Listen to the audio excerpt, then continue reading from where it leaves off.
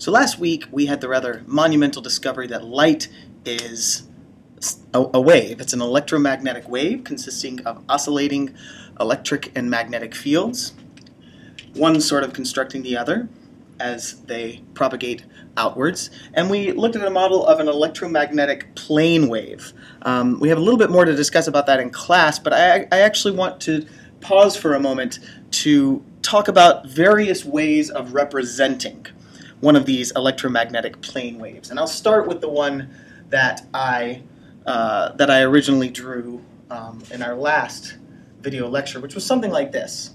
If I have a wave, let's say this is x, y, and z axis, if I have a wave propagating in the positive y direction, and it's polarized in what we say the z direction, then that means that the electric field is oscillating in the x or in the yz plane, kind of like this, which means that according to right-hand rule number 4, if E is like this and the propagation is like that, then B must be sort of coming out of the page. And I've got a picture that's kind of like this, right? Where the big arrows that I've drawn here are just places where the electric field and the magnetic field happen to be at a maximum along the y direction. So this is a fine way to represent an electromagnetic wave. You know, one can certainly do it. We know that the whole thing is going to propagate to the right with some speed c, which equals lambda times f. All that's fine and good, but of course this is a little tedious to draw. I don't really want to have to draw this picture every time I want to represent an electromagnetic wave. It just gets a little cumbersome.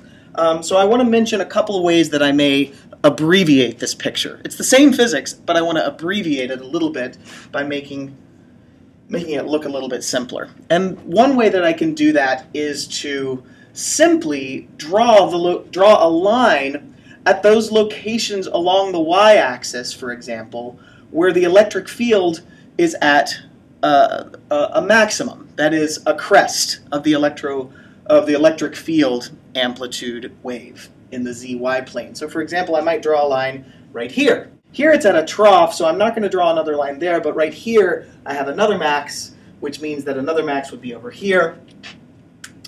All of these lines would then be separated by some distance lambda, depending on the wavelength, and all of these lines are going to be zipping to the right. You can think of these lines as just great big planes parallel to the zx plane that are all zipping to the right on this picture. So all of these guys are propagating to the right with some speed, c, in a vacuum. We have a name for these lines. They're, in fact, we call them wave fronts. So when you see these types of lines and you look at this representation of a wave, you should know that what's really going on in the background is this picture, but we're sort of abbreviating it like this. This type of representation is useful for the type of the study of light that we call physical optics, sometimes called wave optics, because it does highlight very clearly the fact that light is a wave with maxima at very certain points, crests at very particular points, in this case along the y-axis, right? So this is one way to represent it. Another, perhaps even simpler way to represent it is to say, okay, screw all that business about the wave. Let me just represent the whole thing as just a single arrow pointing to the right. This is the way the electric field is propagating, so I'm just going to draw it as a line, right? This is also a fine representation as long as you recall that what you're really drawing is this picture here, right? What this picture means is this is what's going on behind the scenes. So what I've drawn here is a light ray, so we call this ray optics or geometric optics. So geometric optics. Both of these ways of representing an EM wave, the physical optics way, the geometric optics way, both of them have their value, and we're going to look at both of those types of optics in the coming weeks. But for now, I want to focus on the first one that the physical optics way. Now, not all waves are plane waves. How, for example, would the electromagnetic waves that come from, say, a light bulb sitting right here, what would they look like? Well, we know that those electromagnetic waves would propagate in all directions, And so what I've drawn here, if this is a source of electromagnetic waves, like a light bulb or something, what I've drawn here is all the rays coming out, right? Again, there's an infinite number of these guys. I just sprinkled to give you a sense of what's going on. So this is the ray optics way. The way I would represent this is in the physical optics way is I would draw these wave fronts, right? Which in the case of a light bulb would be these circles in the plane of the page. Realistically, it would be spheres, all centered on the source, right? So these would be my wave fronts. And remember, all the wave fronts are separated by a distance lambda. So at this point, the electric field is at a maximum. Here's the electric field's at a maximum. Right in between, the electric field is not zero, but it's at a minimum. It's like the trough of the wave. So this is what I mean when I draw my wave fronts. So is this an electromagnetic plane wave? No, it's not, because these wave fronts are no longer planes. But at least you can still sort of get a sense from the model that I drew you before of what the electromagnetic waves are doing. So I said that Maxwell, with that one prediction, was able to demonstrate that light itself is a wave. But in fact, we had actually known that light exhibits wave-like properties for some time. Back in 1801, a scientist by the name of Thomas Young actually had been able to clearly demonstrate that light really does behave like a wave in certain situations. Of course, all of that got a little bit confusing when in the early 20th century, the particle nature of light started to be observed very clearly. So is light a wave or a particle? Well, it turns out that the wave description and the particle description are beautifully merged in the theory of quantum mechanics, which we're going to talk about a little bit later. But for now, I want to focus again on this wave picture, which is what Maxwell was telling us about. But like I said, we knew about it before Maxwell.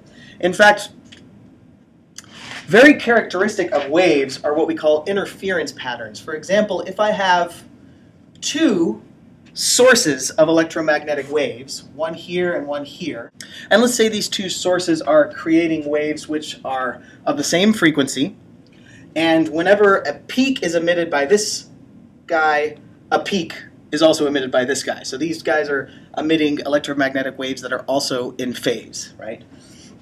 It may seem like a tall order, but there's actually easy ways to make that happen. But anyway, if that's the case, right, then I'm going to get wave fronts for each one of these sources that propagate outward. All right, let me draw a bunch of these source, right? And if I sit over here at some point P, over here, and let's say that point P is some distance, call it R1, away from source 1, and some distance R2 away from source 2, then depending on where I am, whether I'm here, here, or here, it could be possible that a mountain, a peak from source 1, arrives at P at the same time that a mountain from source 2 arrives at point P. And interestingly enough, in that case, we will get double the amplitude. The two electric fields will reinforce each other, and I'll get double the amplitude at point P.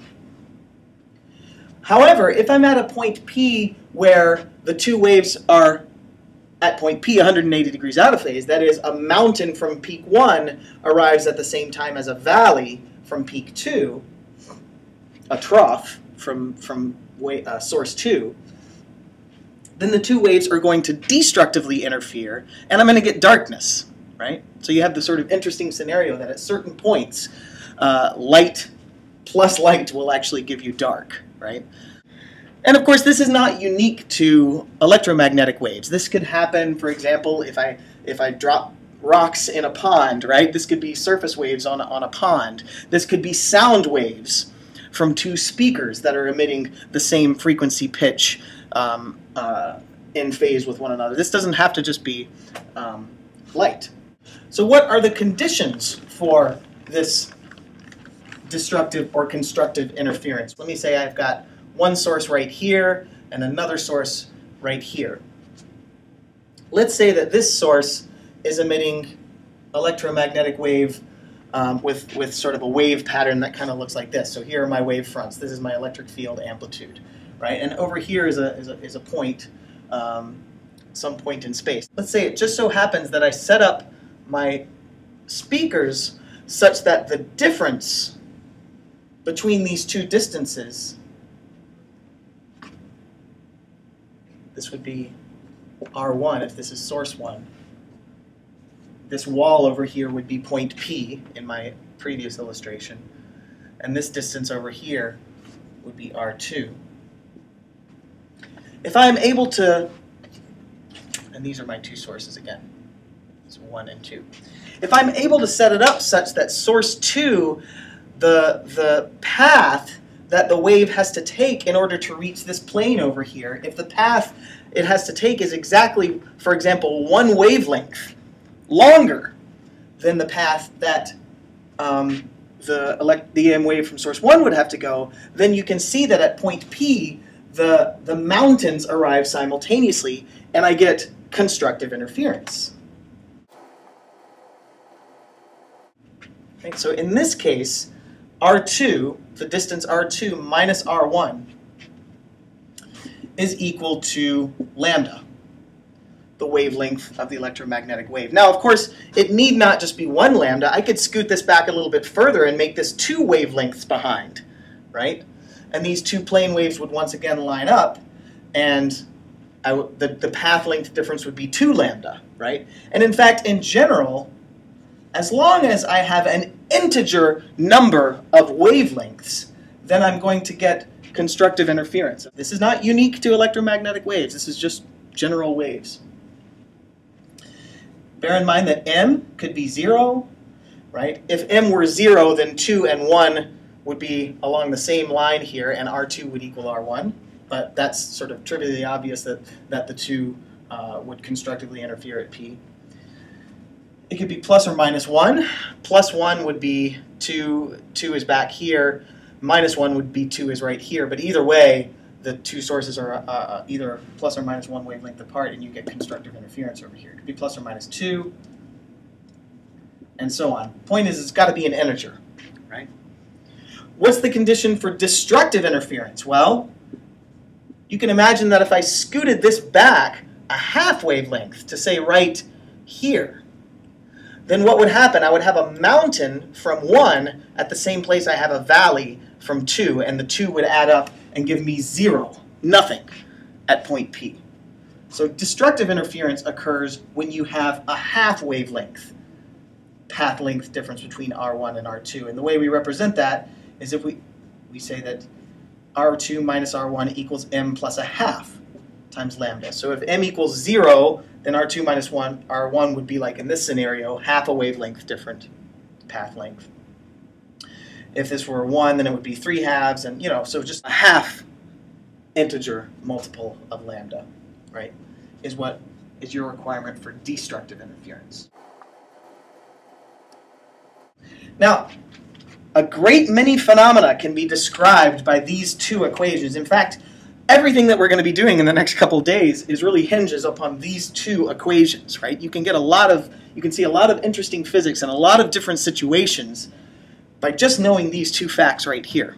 This is kind of a one-dimensional example, so let's go back to that 2-dimensional example that I drew before, which was kind of like ripples on a pond, or electromagnetic waves coming from a light bulb, from 2 light bulbs. And let's say that I have my 2 sources, 1 and 2, sitting right here, and they're emitting electromagnetic waves in all directions. Well, it turns out that you get some very interesting visual patterns from these equations. R2 minus R1 equals m lambda for constructive interference, and R2 minus R1 equals m plus a half lambda for destructive interference. So I'll say constructive interference and destructive interference from these 2 conditions. So it turns out that what we kind of want to imagine here is the set of all points for which R2 minus R1 is an integer multiple of lambda. Well, there's one such collection of points that's kind of easy to see. Let's look at the example m equals 0, right? So that is, I want to think about the set of all points for which R2 minus R1 equals 0. Well, an example of that, a point like that, is right here in the middle. In this case, the distance is the same, R2 and R1, and so R2 minus R1 is 0. But if I go a little bit over here, R2 minus R1 is still 0, right? So in fact, any point along the line that bisects these two sources, like this, is going to be a place where there is constructive interference. This would be the m equals 0 set of points, collection of points, right? It gets a little bit trickier, for example, if we want to find the collection of points for which R2 minus R1 equals, say, 1 lambda, right? So that's kind of tricky. I mean, this is geometry, essentially, what we're doing right here. You guys know what the collection of all points that's equal distance from a single point. That's a circle, or in 3D, that's a sphere. You guys may know that if you find the collection of all points for which R1 plus R2 from two different points equals some constant R1 plus R2, then if you collect all those points, you get an ellipse, which you can see from this graphic. But what do you get when you're interested in R2 minus R1 equals some number? Well, you don't get an ellipse or a circle, you get a hyperbola, right? And what does that hyperbola look like? Well, in this case, if I'm looking along this line that sort of runs through 1 and 2, if R2 was a little bit bigger than R1 by an amount such that if I took this difference, 1 lambda, then I would get constructive interference according to that equation. And if you sort of plot out the collection of all points for which this is true, you get a hyperbola shape like that.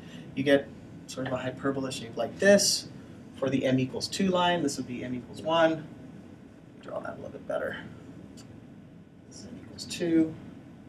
Make it something like this for m equals 3. This would then, by extension, be -1, -2. Anyway, you get the idea. A point on this line, this distance minus this distance, R2, the difference between those two lengths is 1 wavelength, right? This is an example of that type of situation. These are what we call antinodal lines. These are lines along which we have constructive interference. If I look at a line that sort of bisects these two, this would sort of be the R2 minus R1 equals 3/2, 1.5 lambda hyperbola line. Then this would be a nodal line. Now, if you go to a point far away from these sources, say over here, something like that, I'm nice and far away from the sources, then the hyperbola from the perspective of the source is really kind of like a straight line. You know, far from this source, that turns into kind of a straight line too. And these lines, these antinodal lines, occur at some angle. If you're observing it from the center of the sources, then you'll see in one direction here you'll see a bright, you'll see constructive interference, and along this line you'll see destructive interference. And in between, say on this green line, you'll see destructive interference. So it's kind of an interesting question. For what values of theta would you get constructive and destructive interference? Here's my source 1. Here's my source 2. Just for reference, I'm going to draw a couple of horizontal lines.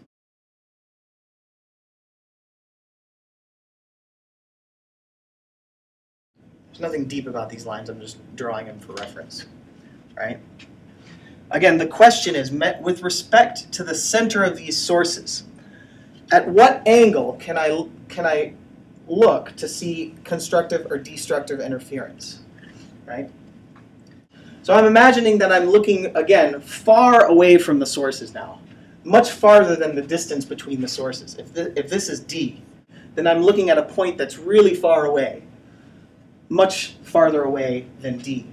And then you can imagine that if I go really far away, and I draw a line from source 1 to that point, it's going to make almost the same angle that this line made. Now, in reality, this angle will be a little bit smaller than this angle, right? Because these two lines would eventually have to converge at point P.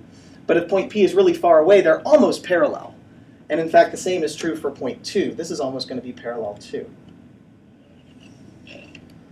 Right? So the question is, for what values of theta am I going to get constructive and destructive interference? Well, let's look at some right triangles here. If this is an angle theta, and I'm just going to draw a reference line that goes from 1 to 2. If this is the angle theta, and now let me draw another little red line that passes through these, from point 1, that passes through these other two lines perpendicular. That would be perpendicular right there. If that angle is theta, then this angle also has to be theta. Has to be, right? Because look at the limits. If I take theta down to 0, this would go to 0 as well, right? So if I went to 90 degrees, then this would go to 90 degrees as well. So if this is theta, that's theta. That's a similar triangle. What is this distance right here? If the ray going from 1 to point P has some length R1, and the ray going from point 2 has some length R2, right? Then what is this? It's just the difference between R2 and R1, right? R2 is this much longer than R1. But what is that in terms of D and theta? Well, if you look at this triangle right here, that would be D, which is the hypotenuse times the sine of that angle theta. And as long as the difference between these two path lengths equals m lambda, then we get constructive interference. So I'm going to call these theta, and there's many of them. There are many values of theta for which this might occur, right?